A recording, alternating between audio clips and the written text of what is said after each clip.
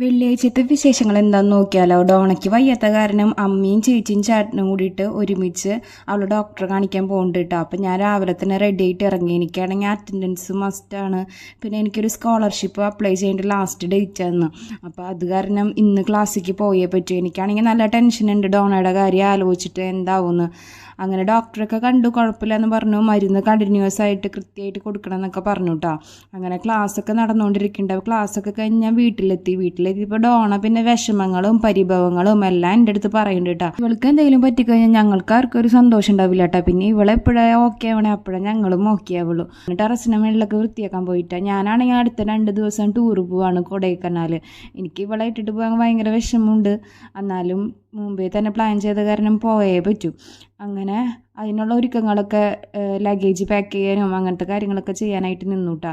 Video ഇഷ്ടപ്പെട്ടിട്ടുണ്ടെങ്കിൽ ചാനലൊന്ന് subscribe ചെയ്തോളൂ കേട്ടോ.